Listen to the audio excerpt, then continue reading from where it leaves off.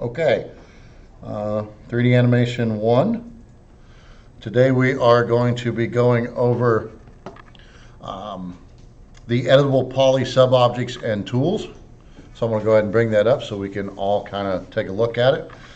In this project we will be discussing the editable poly modifier and the sub-objects that make up our editable poly objects and the tools that we use to create complex models. The main three objectives that I want for you in this particular lesson are: the student will be able to use the editable poly modifier to access the editable poly sub-objects and tools. The student will begin using editable poly sub-object tools to create even more complex models.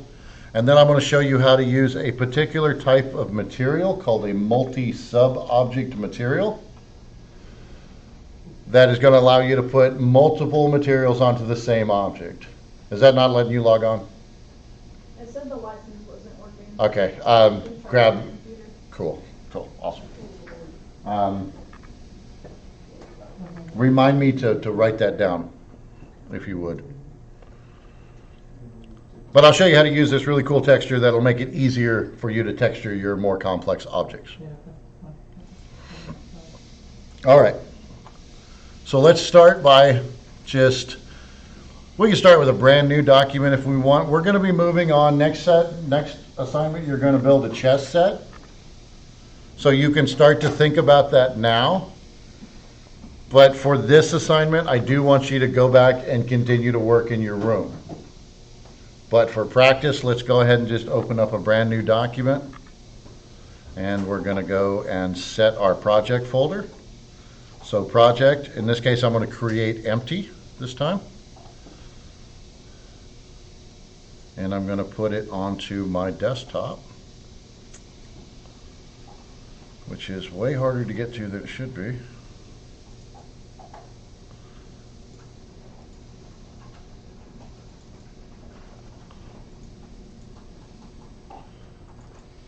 Fine.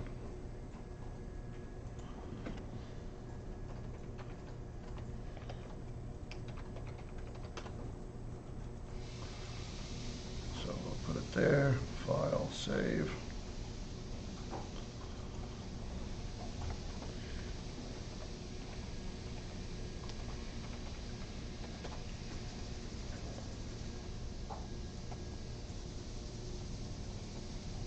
Weird. Never seen that before.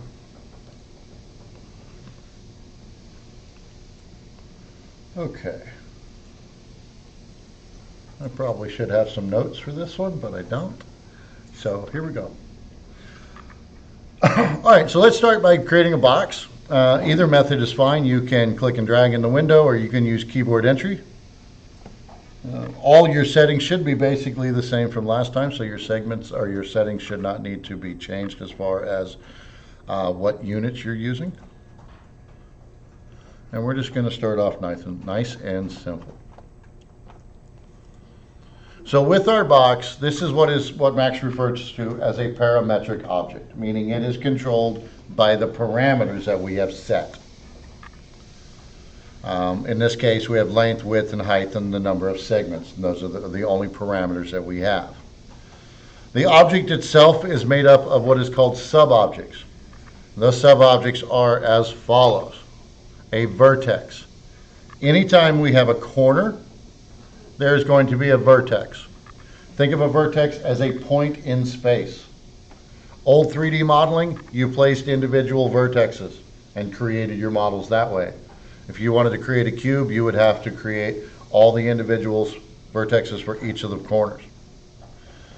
Now, anytime I have two vertexes and they are connected by a straight line, that is going to be an edge. So that white line that runs across the edge of between any two vertexes. Any set of closed edges is called a polygon. Now, we prefer that these be four-sided, but they can be multiple-sided. Generally, they're referred to as n-gons at that point. But four-sided or quads are what you're shooting for most of the time. And then if we take all of the connected polygons, we call that an element. So how do we access these? I'm going to give you guys a minute to write. But we access these sub-objects through one of two ways.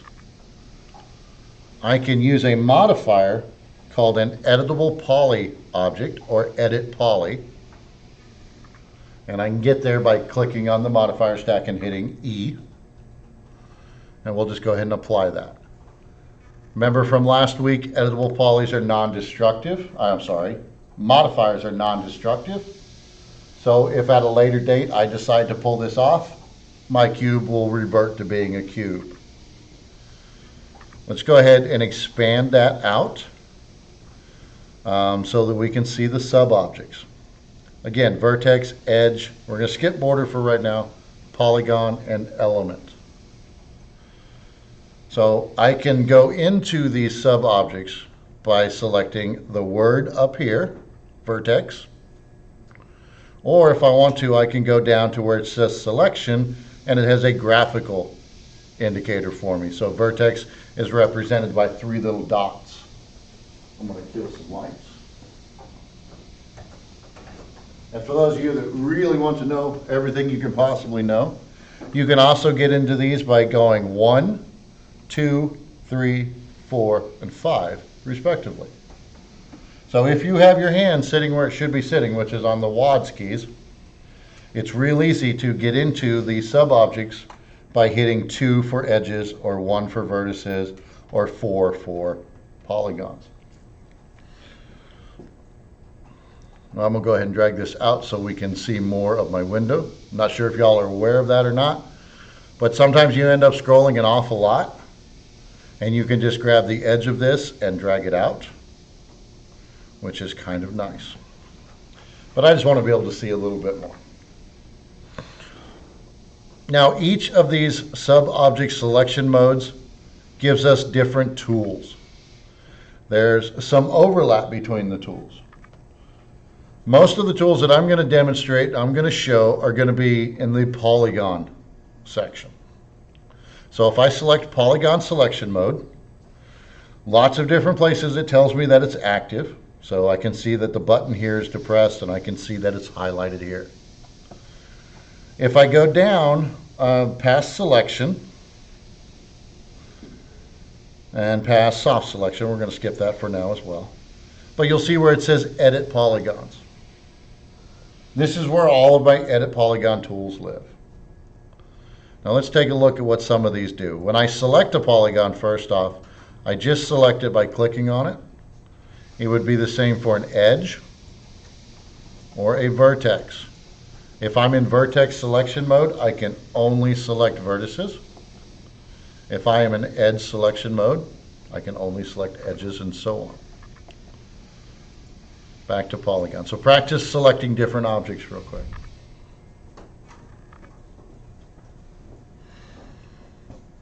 Now while you're doing this, my selection tools up at the top, they behave just like they do. So if I want to move a polygon, then I just use my move tool.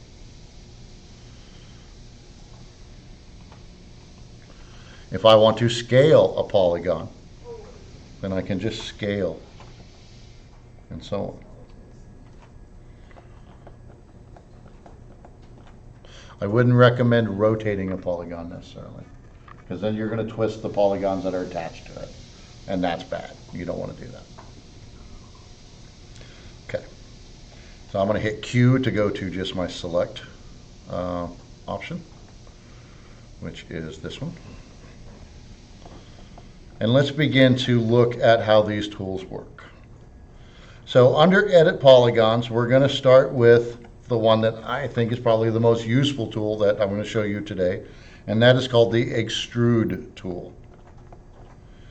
Now, when we extrude, you can either click on the name, which is going to give you a little tool, and then you can kind of fight with it a little bit.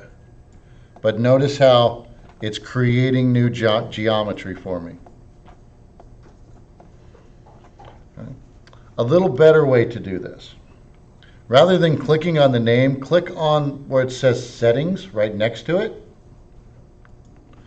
And that is going to give you a dialog box. rather than a tool that you can just grab and use. I'm going to go ahead and turn the extrude off. This way I can say, okay, I want to go ahead and extrude this face here, and then we'll say apply and continue. But this one I only want to extrude that far. And then I'm going to come up here and extrude, so apply and continue.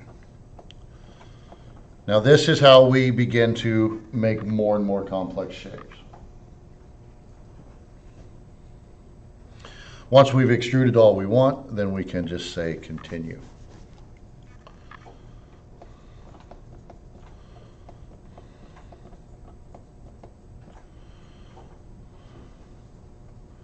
We are going to look at the inset tool next.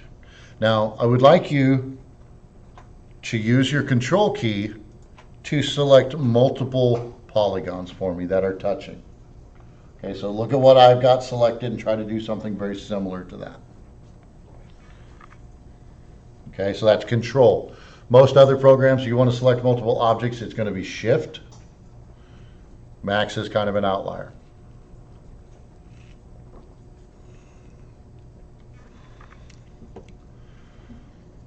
Once we have multiple polygons selected, let's go ahead and select on the settings for the inset tool.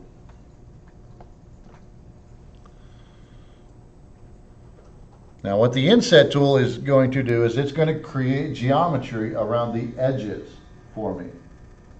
So take that bottom number and increase it. Something like, I don't know how big your model is, but go ahead and click on the settings. That's going to bring that tool up. Now bring that number up. There you go. Okay, you see what's happening? It's creating an edge around those polygons. But what if I wanted to do each of those faces or polygons individually? Well, then I would want to come in and I would want to change, do we want to do it by group or by polygon? Now again, I'm not showing you anything in particular. I'm not showing you how to make a coffee cup. I'm showing you how these tools work. The extrude tool has the same options. And we'll look at that again here in a minute. I'm going to go ahead and say OK, and I'm going to extrude these out. And since they're not really touching, it probably won't make any difference. But don't forget you can extrude inwards.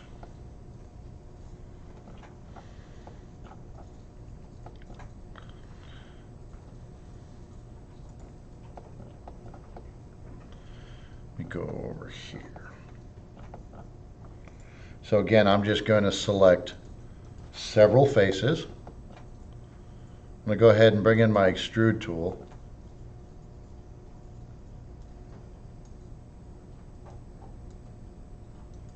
Now it's going to do the same thing. Never mind. I need something round. We'll do something round here in a minute, and I'll show you that. But for now, I want you to play with the inset tool, and I want you to play with the extrude tool. And just kind of get a feel for what those do. Okay. I want you to click on the blue. Click on the one next to it. That's going to bring up your options. Okay. It's not. Go ahead and bring this up. That's just it's a visual artifact. Now it pops up. Okay. It's just a visual artifact. Okay, that's why it was. Okay, so again, and yeah, like, I don't know why I just brain for it. Remember your name? Tell me your name. Avery? Okay, Avery. Yeah, if you click on a new polygon, then it's going to affect the new polygon. Okay, so you can begin right away to see how useful this could be, at least I hope. If you're going to design a train engine, I can see lots of things that this would be useful for, or a car, or any other type of object, because nothing is perfectly smooth.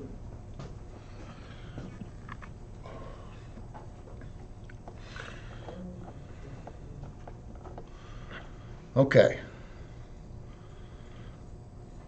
I want you to go back up to where it says Editable Poly and click on the word Edit Poly. That is going to take us to the topmost level. We have exited out of our sub-selection modes now. So anything I do now doesn't affect faces, but it affects the entire object.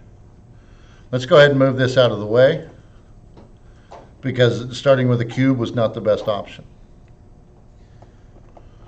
So in this case, let's create a very simple cylinder. This will give us more options.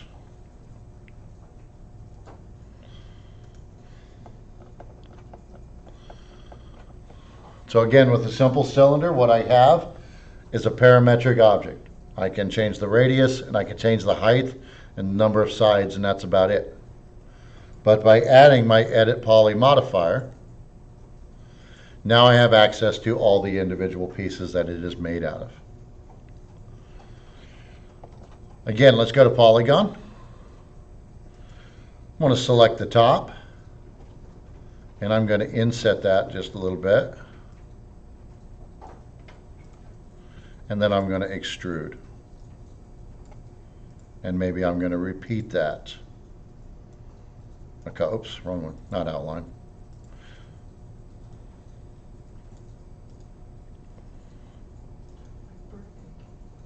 I was thinking wedding cake, but yeah. So, okay.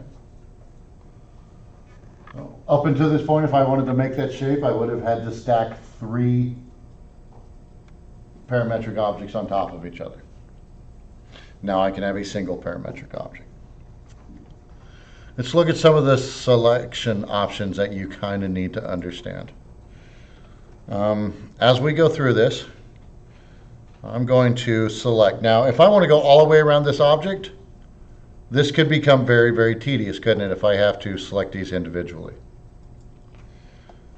But if I have one of these selected and I hold the Shift key, notice how it highlights what it's going to select for me.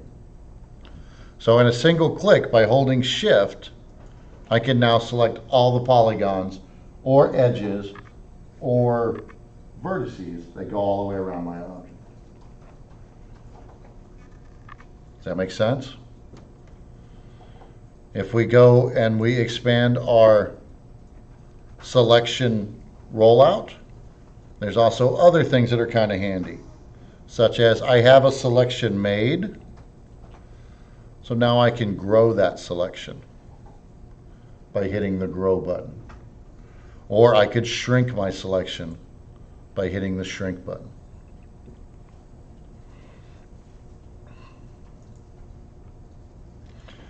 The main one I want you to remember is the Shift, because that's going to make your life a lot easier.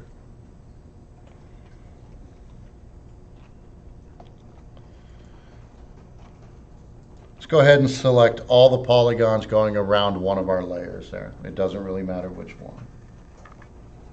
Okay. Now let's extrude these. So bring up our extrude tool. Yeah, this is perfect. Okay. This is not what I want. So each of these tools are going to have 2 main areas that you need to focus on. Number one is, I don't know what it's called, but it's how is it going to affect it? Are we going to do group normals, which is what it is set for? Or are we going to do local normals? Or are we going to do by polygons? Okay, so once you've extruded those, play around. I love the gear, that's awesome. Cheap and easy way to make a gear, right?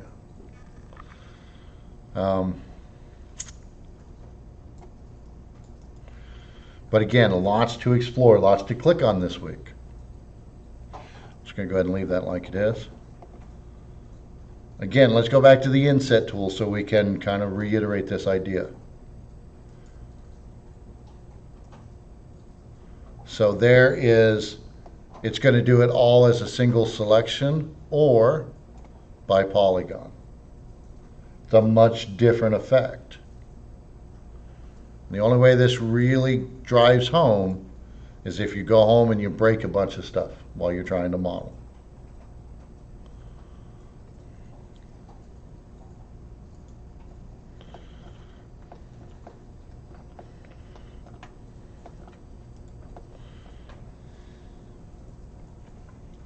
Okay, I'm gonna give you guys a few minutes to just kind of tinker with those.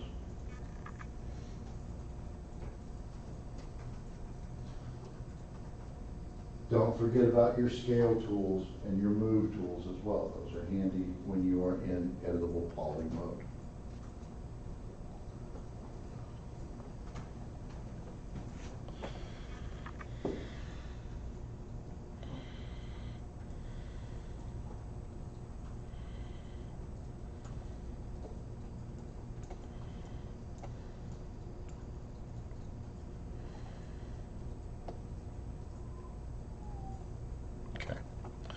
All right, we're going to change gears real quick, and we're going to switch over to edge selection mode.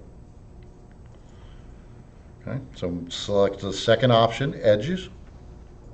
This is only going to let you select edges, and remember the edges are any straight line between any two vertices is called an edge. An edge is always straight, so if I want to bend, if I want to make this round object, I need to have lots of edges that are slightly at an angle to the previous edge. But again, the same ideas are still there. Now I'm going to hold shift and I'm going to select all the edges around my object. And we are so lucky because that is a relatively new feature where it highlights what it's going to select. And that's amazing. I love it. There's one tool that I use an awful lot when it comes to edges, and that is going to be my connect tool. Okay, so I've selected my edges. Notice how instead of saying edit polygons, it says edit edges now. So Max is always telling us what tool we're using in its own special kind of way. We just have to learn to pay attention to it. But I'm going to use the connect tool, and that is going to connect all of the vertices I had with a new segment. Now again, I can come in here and I can change some of these settings. So now I have 3 of them. I can pinch them together, or I can spread them apart, and I can slide them up and down. That's why when you start with a model, you start with the minimum number of edges that you need. If you need a cube, start with a cube that only has one segment top to bottom, front to back, left to right. Because you can go in and use the connect tool to add the edges you need.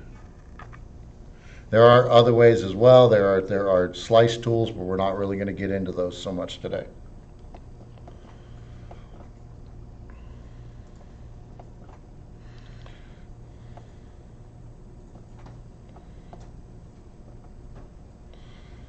We will come back and talk about those when we get to a little more advanced modeling.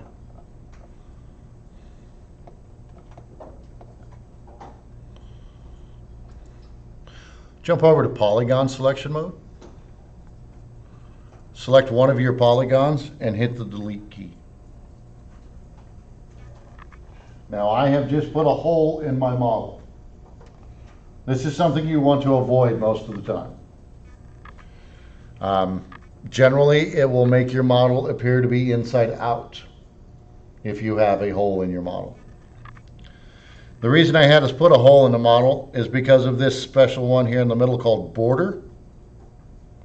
If you do end up with a hole in your model, go to border selection mode, and it's only going to let you select the edge around the hole. And now I can come over here to my tools for the border, and I can cap that. And so I have effectively fixed the hole in my model.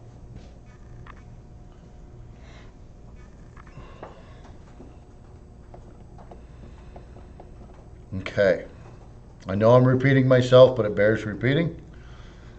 Vertexes. At the end of every edge, it's a point in space. An edge, any straight line between two vertices. A border is a hole in your mesh. A polygon is any closed set of edges. And then finally, the element. The element selection mode is all connected polygons.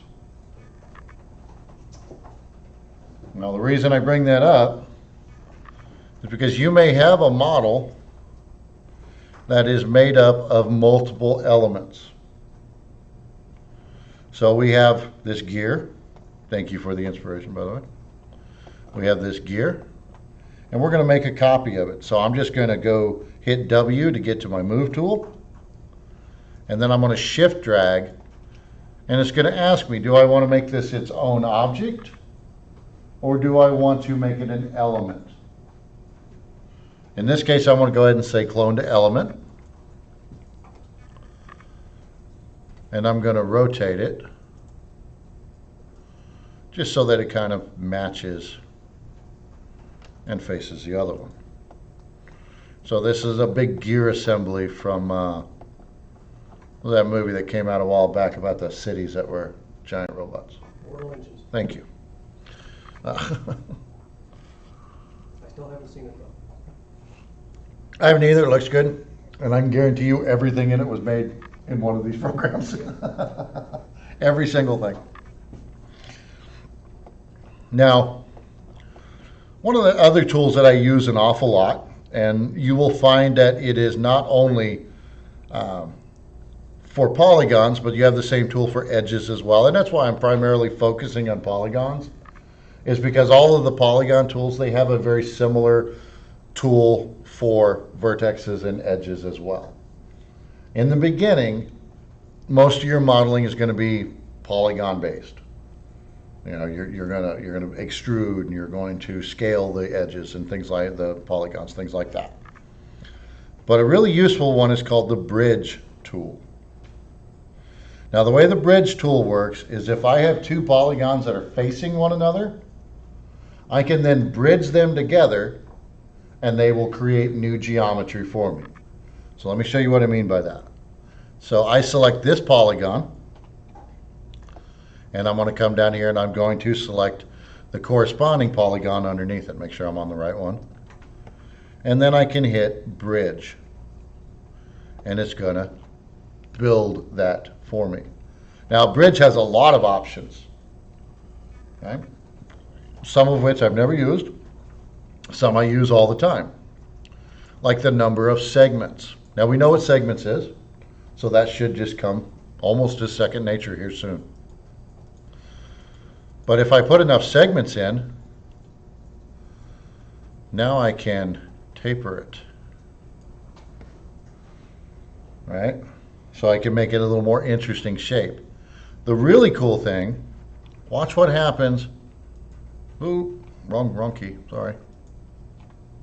Are you not going to let me select that? Wow, okay, that's different. Okay, never mind. That's really weird that it's doing it that way, but I'll take it. Excuse me.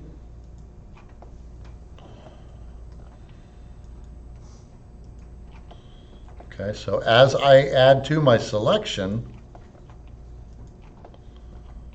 it's going to go ahead and apply those bridge settings for me. This is so much faster than trying to model this. Okay? I'm not sure what I'm building. I'm just kind of playing. I often find that's the best way to learn how to use a tool. Is just get in there, not with anything particular in mind.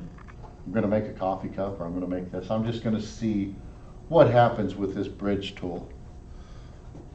Now, really one of my main goals as an instructor here is to not only make you familiar with the software and get you at least to an intermediate level, but I want you to understand how to teach yourself stuff. Now, one of the things that a lot of students don't realize is that if you ask Google the right questions, they will answer. So let's say I'm in here working, and I come across this inset tool, all right? I like that one, I use it a lot. So I'm going to ask Google, edit poly inset 3ds max. Now you want to include as much information as you can. You don't want to just say inset, because then you're going to get a billion hits. By saying Edit Poly Inset 3ds Max, we limit that. And we still got 171,000 results. And so apparently somebody else has already asked this question. But if I can come down here to the help file, then it is going to explain each of those things to me. Now, one of the things about this program is every single one of you is going to use it in a slightly different way. Every single one of you has your own idea of what you want to model, what you want to build, what's interesting to you. So if I told you all had to make guns, some of you would rejoice and some of you would be like, oh, that sucks. And then next week I come in and say, well, okay, well, you all have to make box kites. Again, some of you would say, oh man, that's great. And some of you would say, oh man, that sucks. If you come across something, have the initiative to research it. Okay? Don't wait till the day of and then come to my office. It was due yesterday, you show up today. It's in your best interest to ask. Ask Google. I know it's weird. But when you get out there, you're not going to have me. If you're lucky, you'll have a mentor of some sort. Okay, most bigger companies do.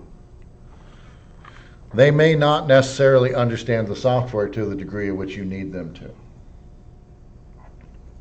And believe me, you can teach yourself anything. We live in the information age. But with these tools, I can very quickly begin to build new and unusual and creative shapes.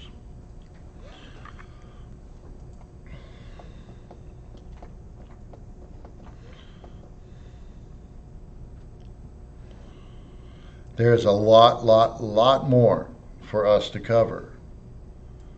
But I'm going to shift gears again because, like I said, this is the type of subject that I'm going to introduce slowly over the next 3 or 4 weeks. And we will eventually get down where we're talking about the attach tool and the detach and the slice plane and all of that. But for now, I want your focus to be on the edit polygons, edit edges, edit vertices. Figure out how the extrude tool works. It works differently for each of these. If I come in here to, say, edge selection mode, and I'm going to go ahead and I'll show you a neat little trick. I want to select all the edges around the top of this. Okay. Unfortunately, the shift key is not going to give me the loop that I want.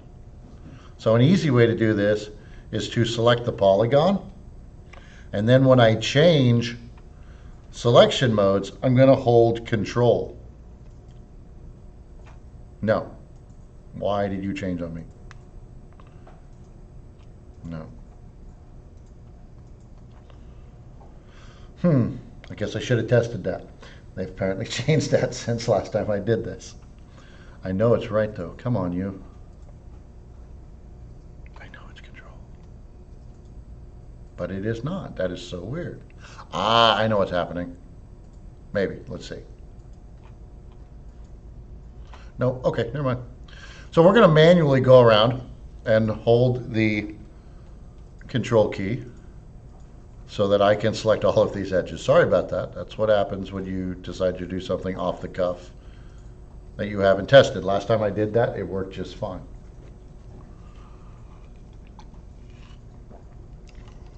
But I have an extrude tool for this. So let's go ahead and extrude and let's see what that does. Okay, a little different.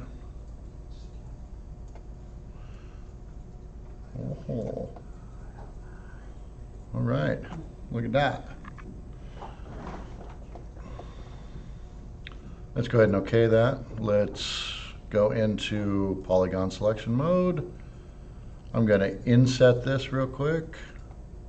And then we are going to use bevel. Now, I very seldom use bevel because bevel is an extrude with a scale on the end. That's what bevel does. So I'm going to go ahead and use it though so you can see it. So we're going to extrude that out and then we are going to bevel it.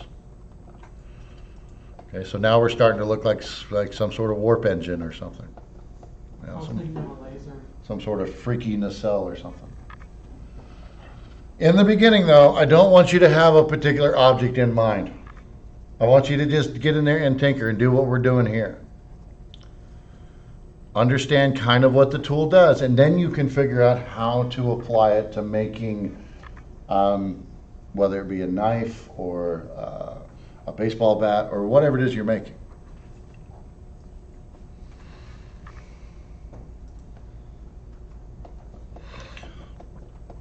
Okay, so I'm going to go up to my editable poly mode because I think I've about done that. If I do anything else to that, I'm just going to end up breaking it.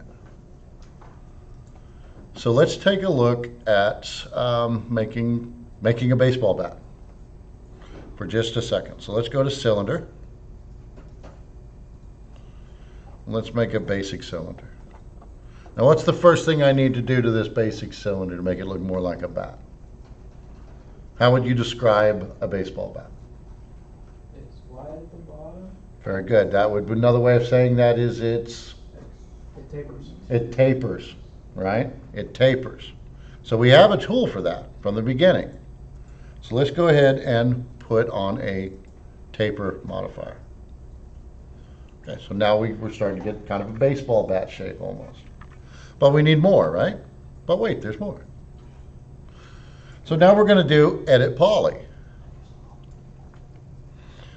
Under Edit Poly, I'm going to go to my Edge Selection mode, and I'm going to select all my edges, and I am going to connect them. Now I want to keep my taper, so this is kind of a little advanced, but we are going to constrain them to the edge. I lied, we're not. I'm going to have to retaper that. That's okay. Of course, the point in this is, let's go ahead and select these edges at the bottom. Let's connect them again. I'm going to go ahead and move that down a little bit. Jump over to my polygon selection mode, and let's extrude these. Let's make them extrude properly.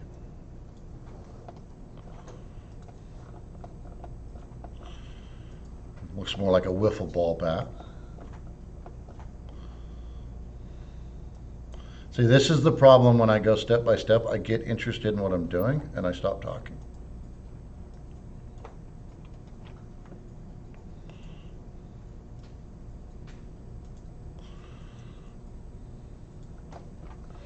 Okay, so yeah, that's definitely more of a wiffle ball bat.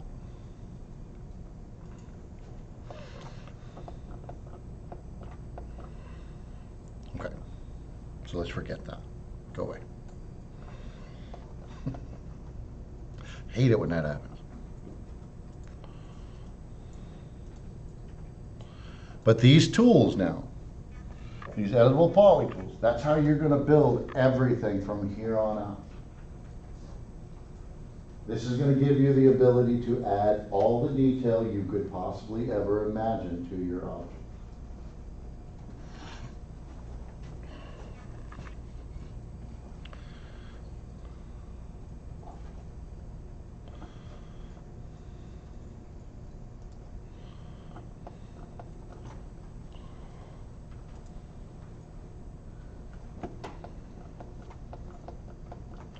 All right, I'm going to start with a new object because I'm going to shift gears yet again. And in this case, we're just going to do another box. But we're going to look at kind of an advanced way that we can texture this box. Now, I don't want to confuse you, but I probably will at some point. Up to this point, we have done what is called the editable poly, right? We've applied the editable poly modifier. That is undoable, and let me show you what I mean by that real quick. If I take this object which started out as a cylinder and I get rid of my editable poly modifier, all of my changes go away. I'm going to Control Z to undo that. And so again, I just select Edit Poly, and I click on the Remove modifier from the stack. So that's a really good way to do it. Edit poly is a good thing. You will see lots of tutorials, lots of video tutorials, and later on in the semester you'll see me do it this way. Rather than using the editable poly modifier, I can right click and say convert to editable poly. That is permanent. There's no going back if I convert it from a parametric object such as a cube to an editable poly object. So let me show you kind of what the difference is. Notice here I have my cylinder and then edit poly. With my cube, it's just editable poly. Either way you do it is fine. Just know that if you convert it, it's permanent. There's no going back. If you use the modifier, you can take it off and change it if you need to. I've seen people do it both ways, and there are advantages to both. The main one with the conversion is it's faster. So, okay. Up to this point, we have used simply physical materials. Okay, and that's the ones I want you guys to be using. I have noticed in this version of Max, it doesn't throw a fit if you use standard materials in the Art Render engine. It kind of defeats the purpose of using the Art Render engine to use standard materials in it, though. Okay, it's a PBR, which stands for Physically Based Render Engine, not Pabst Blue Ribbon. But I would recommend that you go ahead and get used to using the physical materials, because as you take more classes from me and Brian and whatnot, these become integral to your work. But doing it this way, by using a physical material, I can apply one material to any object, and it applies it to all the faces. But there is a way that I can go in and I can tell these faces, well, you are face number 1, you are face number 2, and when I say face, that's interchangeable with polygon. You are face number 3, and so on. So in my editable poly, or if I'm using the edit poly modifier, either one, they're the same thing. I'm going to go into my polygon selection mode, and when I do that, I will see that I have a rollout in these myriad of rollouts here, but one of which is called Polygon Material IDs. And so make sure that you can find that Polygon Material IDs, and it'll say a number, set ID. Now by default, these are already numbered because it's a cube, and they're numbered 1 through 6. So I got 1, I'm not sure where 2 is, 4, 3, 2 is on the opposite side. Then we got 3, 4, 5, and 6. So they're already numbered for me, and I'm going to leave them numbered 1 through 6. I'm going to jump over to my slate material editor, so that's M on your keyboard. And we're going to use a material called a multi-sub-object material.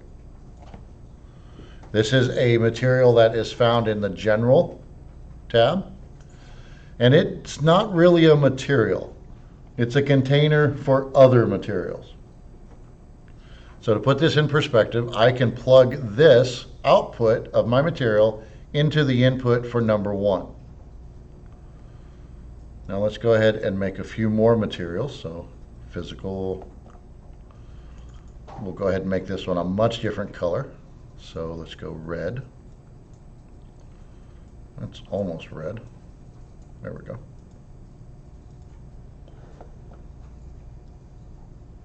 2. And I'm only going to do 3. I know there are 6 sides, but I'm only doing 3 because I'm lazy.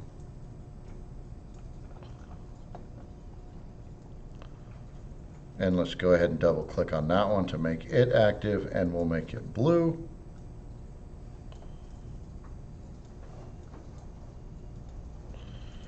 And just, why not? It's Patriot Day, right? So let's go ahead and make all the way white. And so now I'm going to have a red, white, and blue cube. Now, I plugged them into slots 1, 2, and 3. When I go to apply my material, and when you're applying materials, make sure you have exited out of any of the sub-selection modes. Because if you have a certain polygon selected, it will only apply it to that polygon.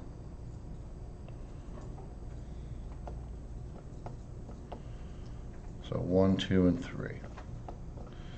I'm going to cheat, and we're going to plug these into 4, 5, and 6 as well.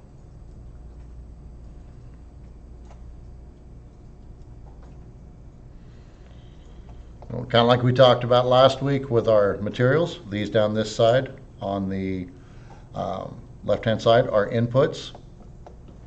Over here on the right-hand side is an output.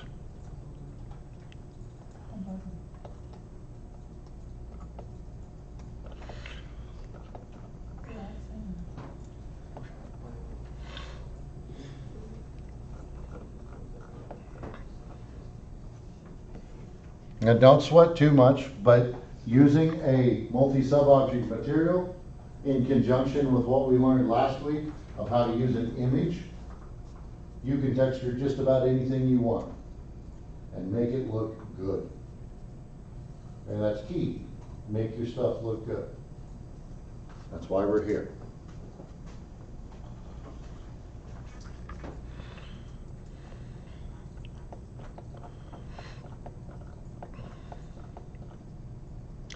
You guys want to see a cool trick as far as lighting? Yes, yes we do. Okay. Are you laughing over there? I want to show you guys a cool trick in lighting, okay? Now what we've done so far is we've just put the sun positioner in, and that works pretty good. One of the things that will sell your animations and sell your scenes is the reflections. One of the ways you get high quality reflections is you get a high quality light source. So I am going to go to one of my favorite websites called HDRI Haven. If you don't know what an HDRI is, it's a high dynamic range image, meaning that it gets the whitest whites and the blackest blacks and the yellowest yellows and all the colors in between. Probably colors that you and I can't even really see. This format captures them. Now there is another HDRI page out there. They want you to get a membership and they want you to pay for them. That can be kind of expensive as a college student. All of these are 100% free. Do whatever you want with them.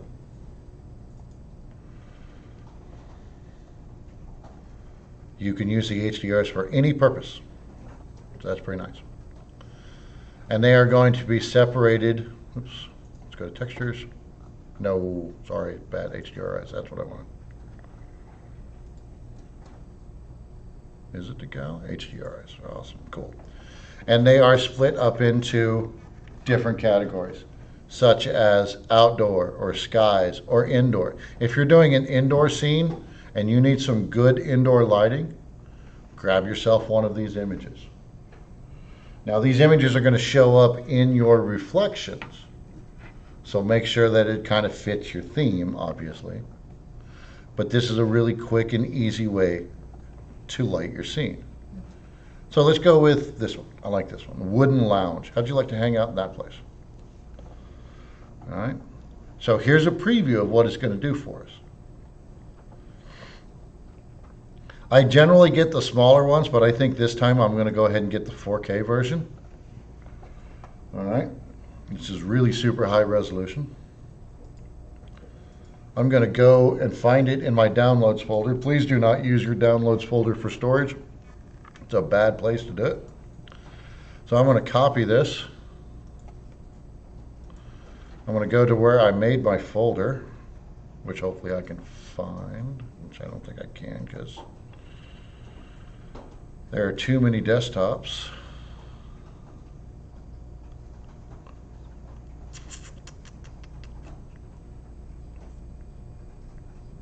That's okay. If this was real and true, I would do it better.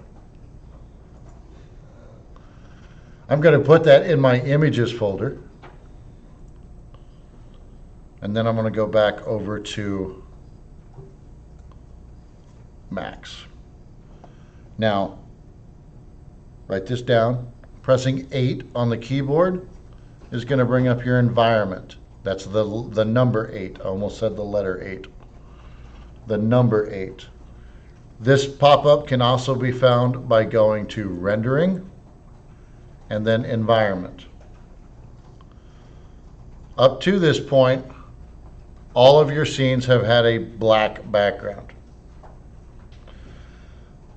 The easiest way to lighten up your scene is to pick a new color. Something like that, something kind of daytime-ish.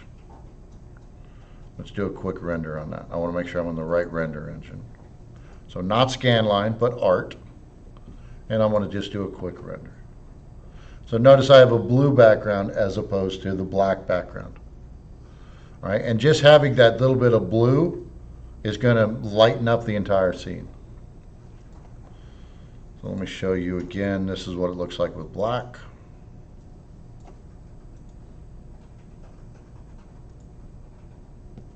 Okay, much darker. You don't get any ambient light, nothing like that. Pure black. But by lightening up a little bit, let's go ahead and render again. Okay, much better scene, much easier to see. Going to take that one step further. I'm going to use that image that I just pulled off of HDRI. It's really super simple. I'm simply going to go to where it says Environment Map, click where it says None, go to Maps, Bitmap,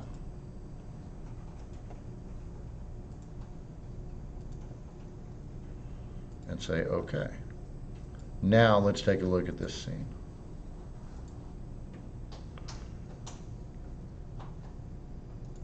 Helps if I hit the right button.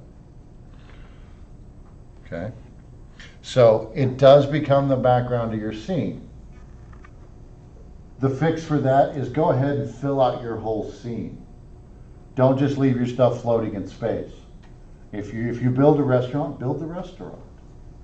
If you build a playground, build the whole playground. Think of it as building a set for a movie. Okay? If it's going to be seen, it needs to be built. But let's look at the effects of this lighting. I'm going to bring this over here.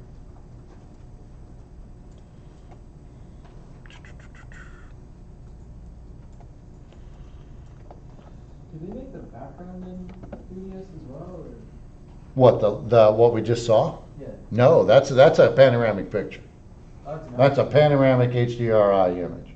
So basically somebody had a 360 camera and sat it in the middle of the room. And it just takes this panoramic image. Does that make sense? Yeah, I thought someone did that. Okay. So, but I want you to look at the reflections, and let's put a material on here. That would be helpful if I went ahead and actually put a material on there. Maybe we won't leave it gray. How about green? I'm in a green mood. And then we can go.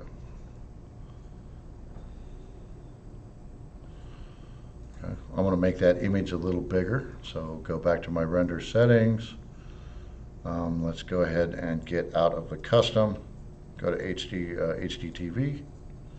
Select 1920 by 1080. Hit render.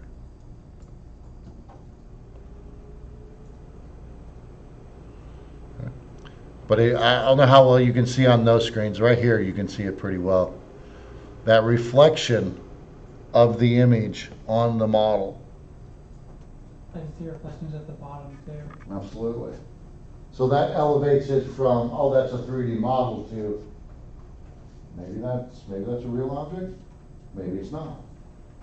Kind of hard to tell at this point. It gets, the better you put, the better materials you put on there, obviously. Yeah. But lighting your scene by attaching an HDRI image to the environment map is super easy to do. If you have trouble with it, just shoot me a message. Okay?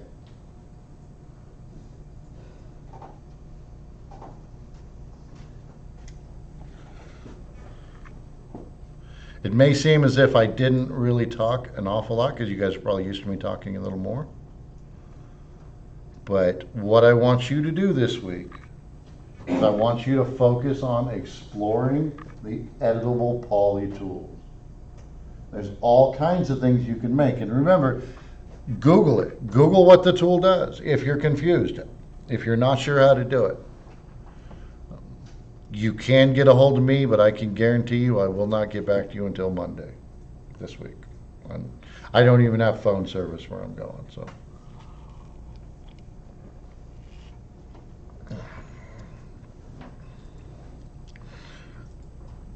But now you can really get in there and start making pop cans and wheels. Somebody give me a topic. What are you into? Space. Space, okay. With the simple tools that you looked at today, building like the International Space Station would be a piece of cake. Okay, space shuttle would be a little harder. But like if you're into cars, look at the rims on people's tires, right? People are really into their rims. I had to replace a rim on my Toyota, my 20-year-old Toyota.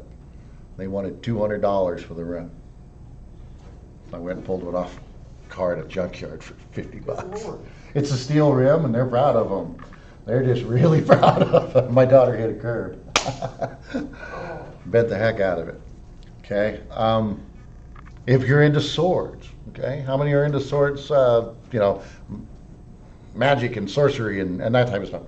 Make swords, make weapons, make maces, make shields.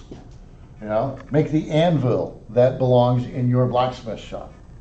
Make somebody pronounce Thor's hammer for me. Thank you.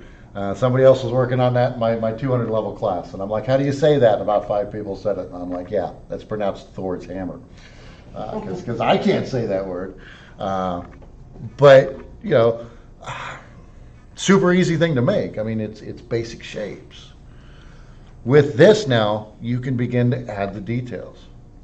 I will say this, when it comes to modeling, you want to start from the vaguest possible representation of your object. Make like if I was going to start with Thor's hammer, okay, this would be my starting point. Make it a little longer. Ooh, that's way too long.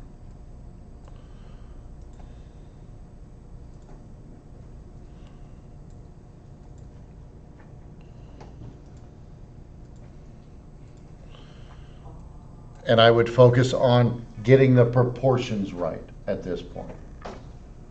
And once I got the proportions right, then I would start looking at the biggest details on the hammer.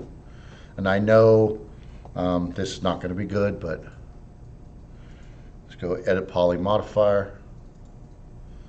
So let's go in, and I know that around the edges it's kind of got some detailing, right? Like parts of it stick out a little bit.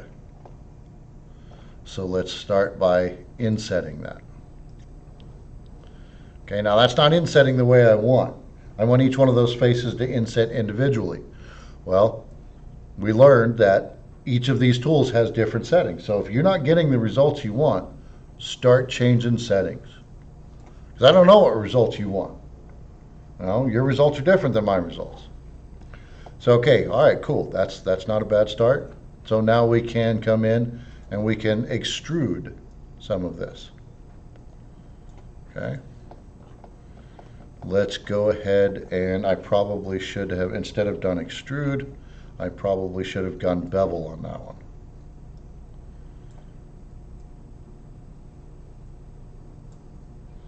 Okay. So now we're starting to get some details going on there. Now I do want to show you this. If, like in this case, we have created our base shape out of a couple of different shapes, and I just want to make that a little taller. All right, I'm going to take this editable poly object, and if I go down here to edit geometry, there's an attach feature. By clicking attach, I can now click on the part that was separate. Make sure I right click to get out of that. But if I go into editable poly, I now have element number 1, which was the original, and then I have the handle as a separate element. Okay? But they're connected now? They are wrapped up in the same container. Okay? So yes, you could say they are connected, but it's a subtle distinction.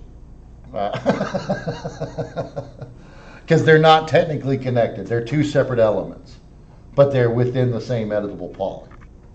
Does that make sense? Yeah. Okay. Like I said, it's a subtle distinction, but I don't want you to misinterpret what I'm saying. So now I could come in and we could begin to do, God, there's all kinds of things we could do. Just come in here and, again, let's do the edge selection mode. With edges, we connect our edges. So we can go there. I'm going to jump over to polygon selection mode. Select those. We're going to go ahead and extrude those out. And again, that is not the effect I'm looking for, obviously. But by clicking and playing, we begin to understand how the tools work.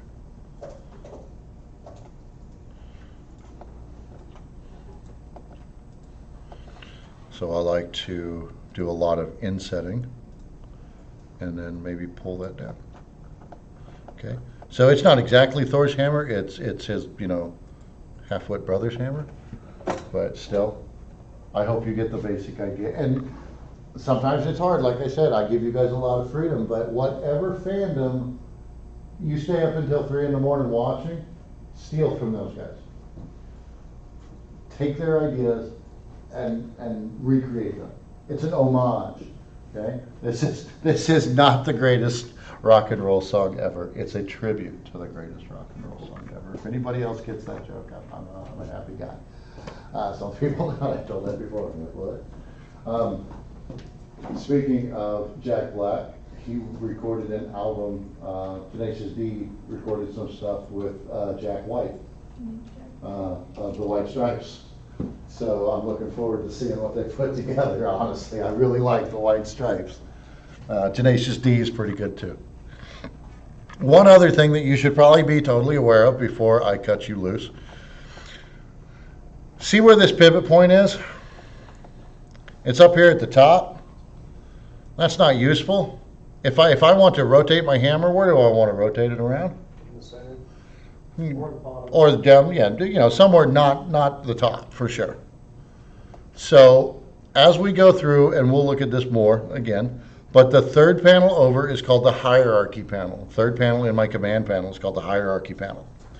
In the hierarchy panel, I have the option to affect pivot only. Now when I do that, you'll notice that the icon has changed.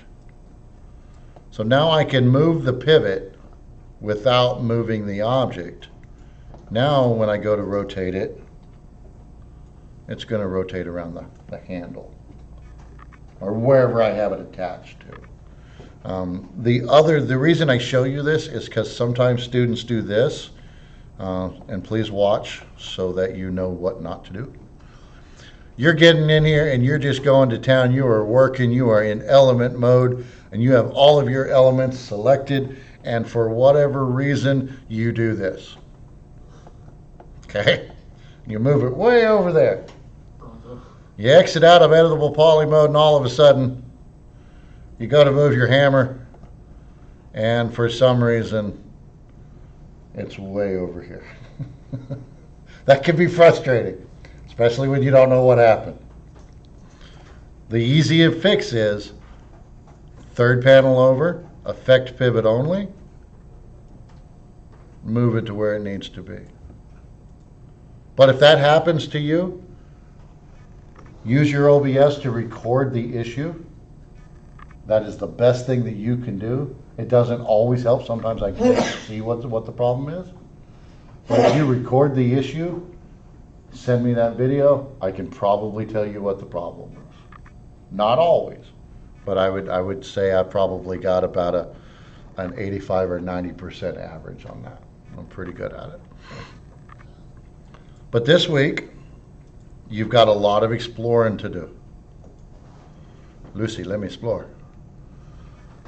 I want you to go ahead and, again, revisit your building, revisit your room, your house, whatever it is you've been working on, and think about, okay, now that I can do this editable poly thing, how can I make this chair look more like the chair that I'm modeling it after? How can I go in and make my container that I put my DNA in from last week, how can I make it look better? How can I improve my bed? How can I improve my table? How can I improve my desk? Improve some of your objects and make 3 or 4 or 5 new ones. Now, I know I'm asking a lot because you're probably running out of things to make. You're like, what else am I supposed to make? I made a coffee cup. Make pencils. Students often don't realize just how complex an object this is. They're like, oh, that's just a pencil. It's just a pen. It's made up of lots of little bits. And with this, with Editable Poly, now you can go in and you can start to make those little bits. And granted, you're not probably going to get rich modeling pins, you know. But they look good in a resume. They look good in a portfolio. Look at this eye for detail that I have. If you wear glasses, which is really hard because if I take my glasses off, I can't see anything. But maybe take a picture of your glasses. Model your glasses. If you're into steampunk, model your glasses and then put lots of extra pointless lenses on them, you know, and gears. Everybody loves gears. Make a pair of goggles. I don't know. I don't know exactly tell you what to make, but you guys are doing great. Last week's assignments, like I said, I was real happy with everybody that got them turned in, and keep up the good work. You're doing exactly what you need to be doing, which is making lots of stuff. Okay. One of the things I learned when I'm lucky enough to go to different conferences and stuff, they have a word for the people that make all the stuff in the background, and that's called entourage. The background is called entourage. So while the character artist might get all the interviews, and they might be the one that, you know, have the corner office and stuff, the person that really makes that world real, the person that sells that animation, is the guy who made Squeaky, who's up on top of the shelf collecting dust, who made all the board games that are sitting on the shelves, you know, who's making all the little stuff that nobody thinks about, but you'd miss it if it wasn't there, you know. Plus, if you're the background artist, it's easier to slip in private jokes that most people don't get. Or even notice. Or even notice. Case in point. That happens a lot in video games. I'll bet. They're called Easter eggs. Yeah, exactly. It's not exactly what I wanted. If I can find it.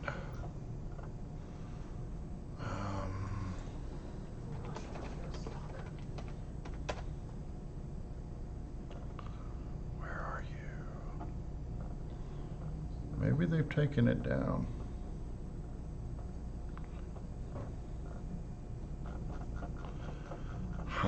Shoot.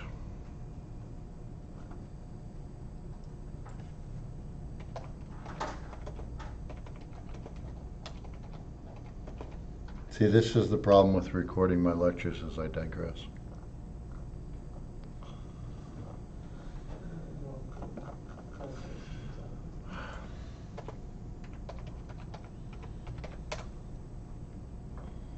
That's what I was looking for right there. Did you guys ever notice this? I was gonna say, if you look for That shelf on the wall is the molecular makeup of LSD. That is awesome. Okay, now that's the background artist going, hee hee hee.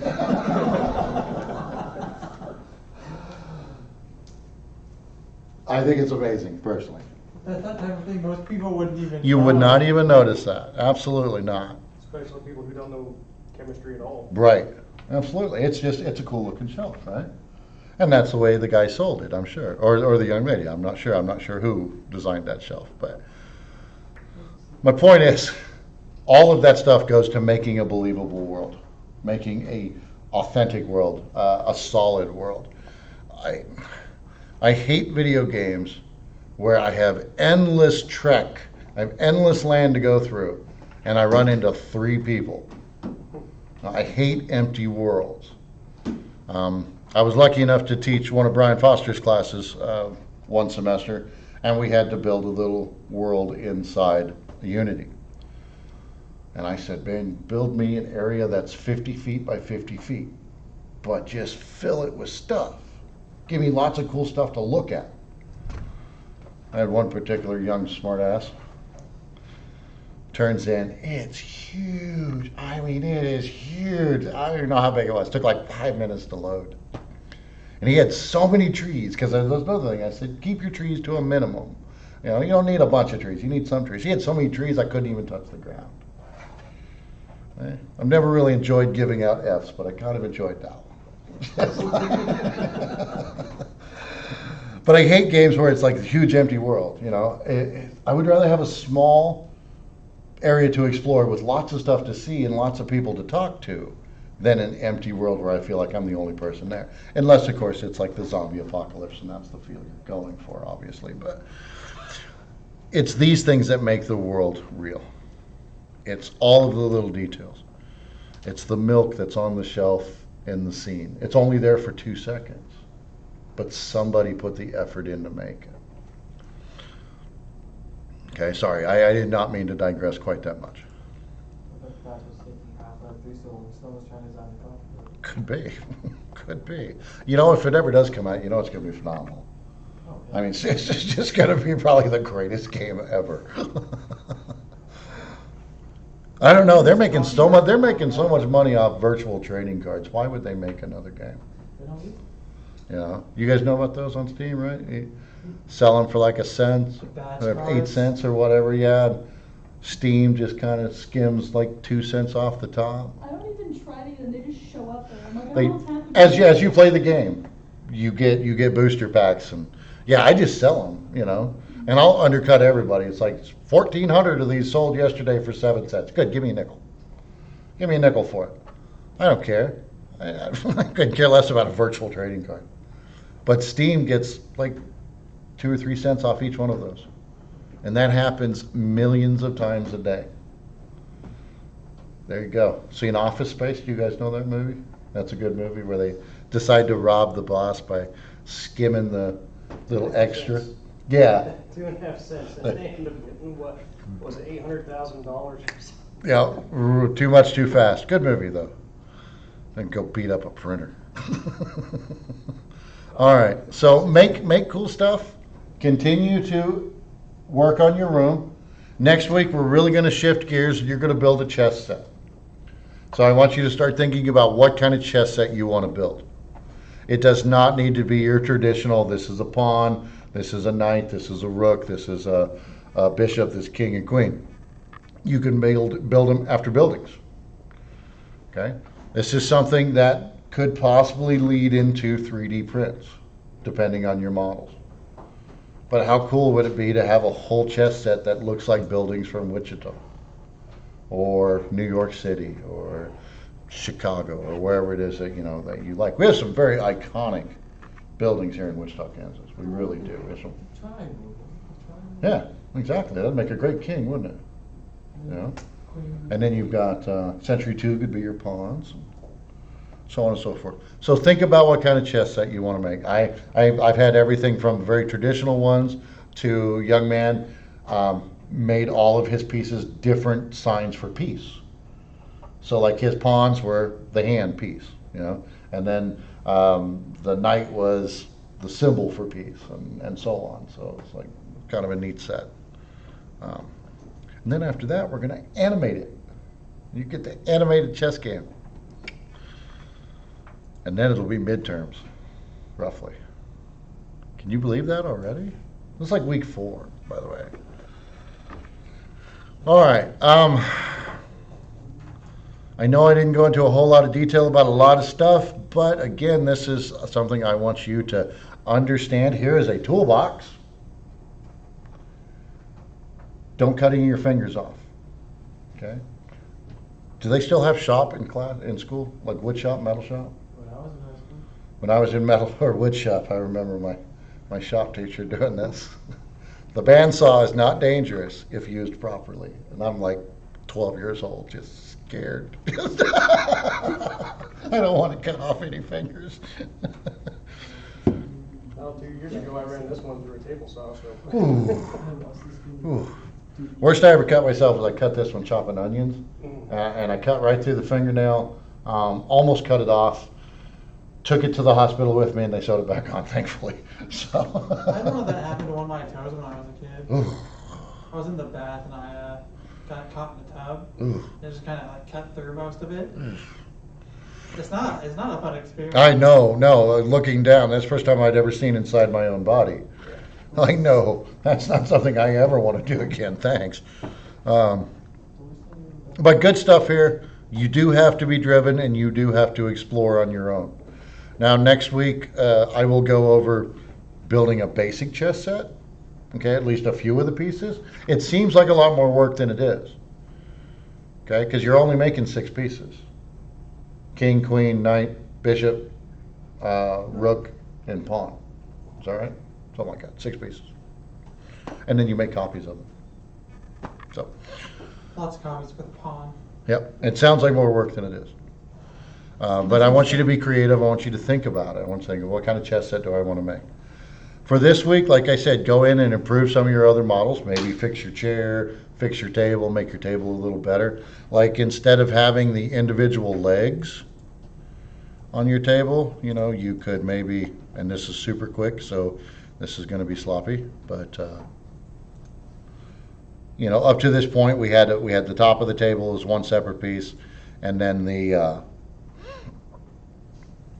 legs were separate pieces in and of themselves. So let's go ahead and we're going to say connect. Connect twice. Oops, let's put those back there. Oops, not quite that far.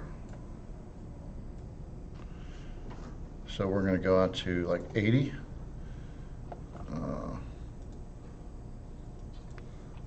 No, don't double click. Thank you. So that looks pretty good. It's not quite right. Like I said, this is quick and dirty, so of course it's not going to work out the way I want it to.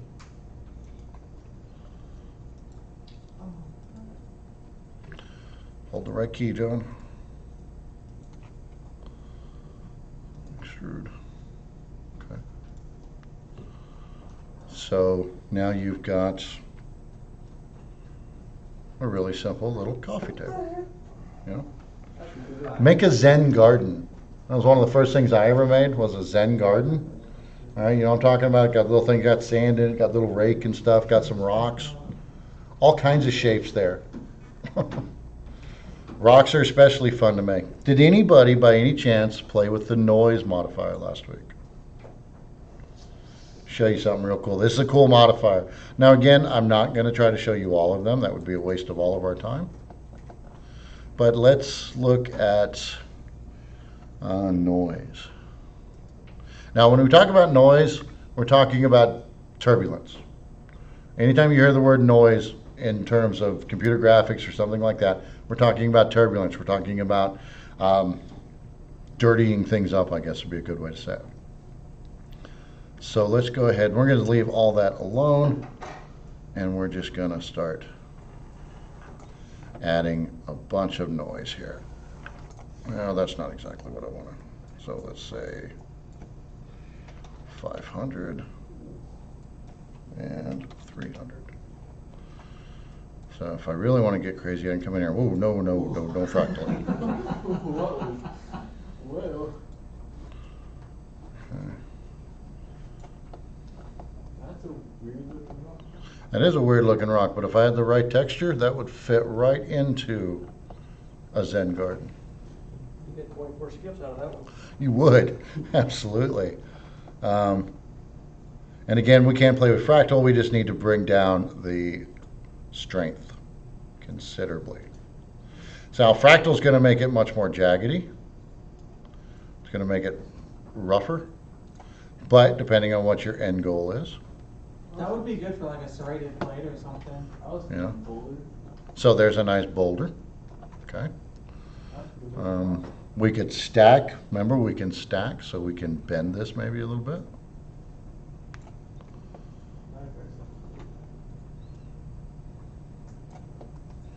What'll be really fun is in a couple of weeks, you guys will know how to animate, so you can make a dancing rock.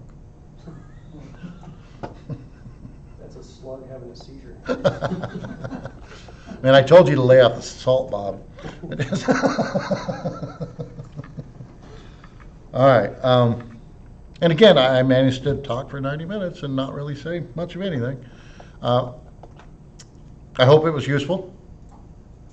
Like I said, next week I'll walk us through creating some basic chess pieces, and then you guys will run with it and make good stuff. I just want to make sure that I don't have any. I will upload the lecture for this probably before I go home today, because I'm going to be out of contact for like the next 4 days. So, questions, comments, concerns, issues, anything you want to throw at me? Okay, good. Get in there and play. Get in there and break some things. And I think that's it. So be sure and like and smash that subscribe button.